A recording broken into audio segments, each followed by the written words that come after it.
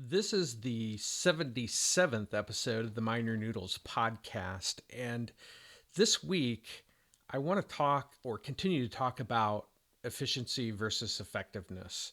And I have put additional videos that are available on YouTube out on my 95 Method YouTube channel that I'll put a link to from this particular podcast episode if you haven't already been there.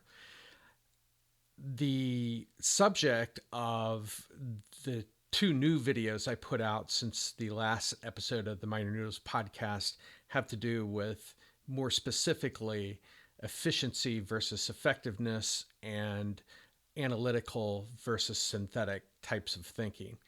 And this is where I want to continue down this path to define what it is that I mean by being effective and synthetic versus being efficient and analytical.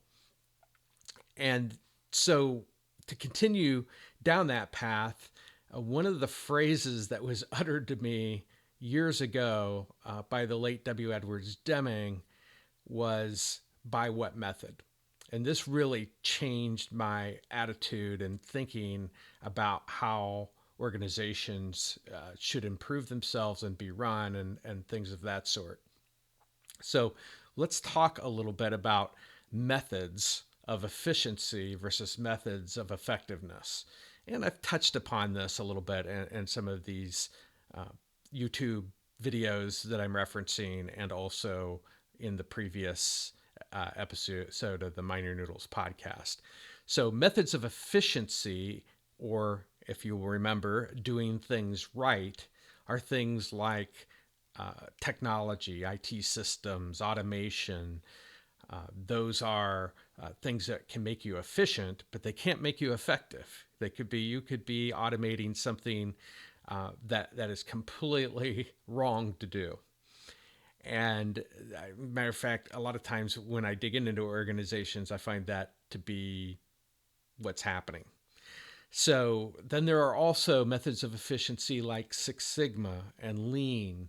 And I'm not going to argue the merits of those particular things, but they are focused on being more efficient as opposed to being effective. So mergers and acquisitions is another method of efficiency. People talk in terms of economies of scale all the time when they're buying out another company. And usually I see this as a play in larger organizations to increase their revenue because bonuses and rewards and stock prices and everything have tendency to go up when you have a merger and acquisition.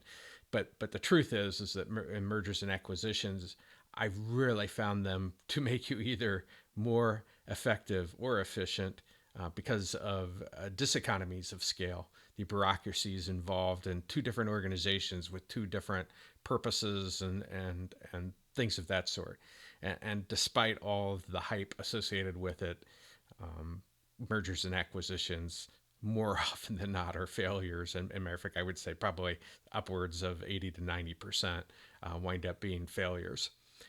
And it doesn't necessarily have to be that way, but it's just the way it is. And they're missing opportunities to grow organically. It's kind of a shortcut in organizations because it's very difficult to grow an organization organically. But regardless, it's a method of efficiency. Measures that you use, how many did we put a lot of volume out? Did you take a lot of calls today?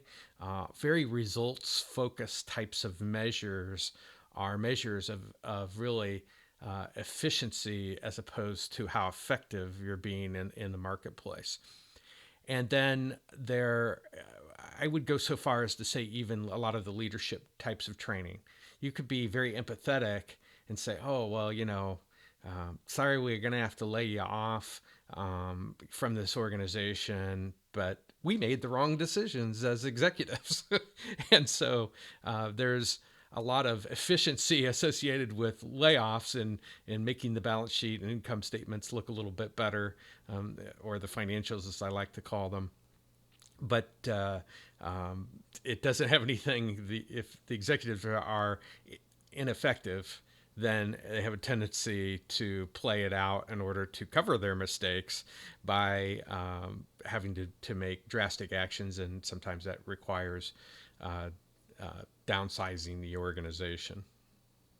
So I think the important thing to take away from the methods of efficiency is that even with an increase in that knowledge increases our efficiency, but it does not affect our effectiveness.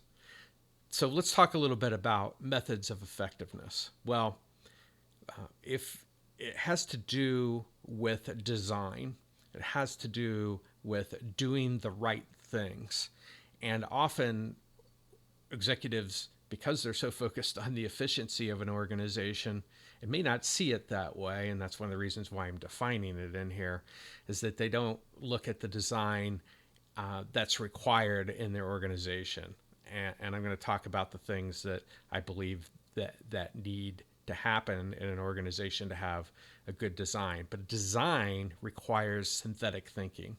So this gets back to the two videos that I have out right now that I put in since the last episode on YouTube, talking specifically, one video talking about efficiency versus effectiveness, and the other talking about analytical versus synthetic. And to me, they're inextricably tied together.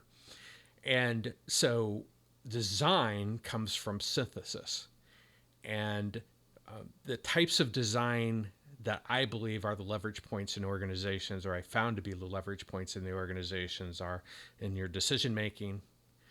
How have you designed your the way you think? What is the method that you use in order to make decisions?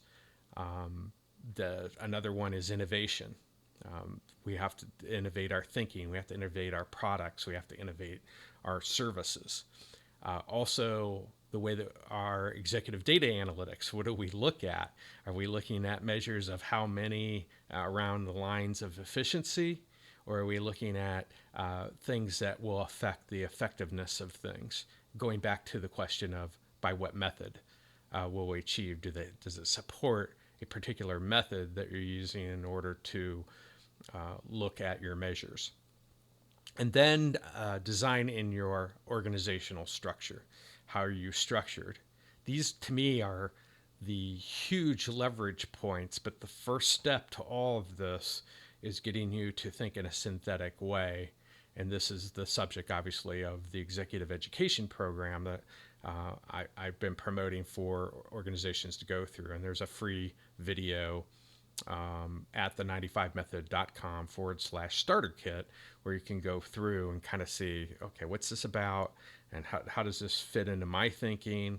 And it gives you kind of a chance to test drive before you get into making an investment in not only your own time, which is the biggest, that's going to be the biggest piece, your own time in becoming a synthetic thinker, but kind of the fundamentals associated with it, so you get an idea of that, if that investment makes sense for you. So there are other things that are involved in these methods of efficiency and methods of effectiveness that can influence them, and one of them is constraints to organizations. And for years, the United States has been the place where you'd want to go because we didn't have a lot of regulation and things of that sort, but it creeps back in all the time, and we have a lot of regulations here in the U.S., and the government sets constraints on the system that you work in your organization. There are certain things you have to follow, and do they make sense, and all those times. Their intentions are correct. The way to go about it is typically not through government. At least that's my opinion.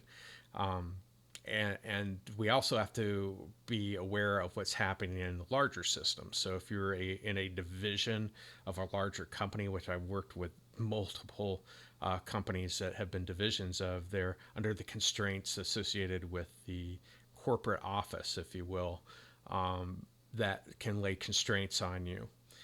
Regardless, all of these are trying to do the right thing, but doing the right thing requires effectiveness and not efficiency. And again, most organizations are focused on the efficiency, whether they realize it or not.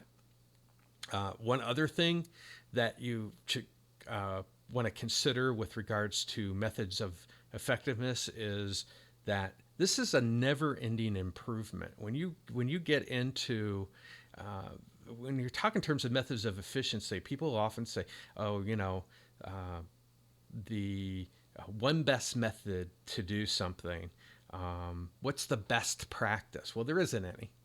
That's what you get when you start to think in terms of methods of efficiency, or excuse me, of effectiveness, is that this is a never-ending improvement.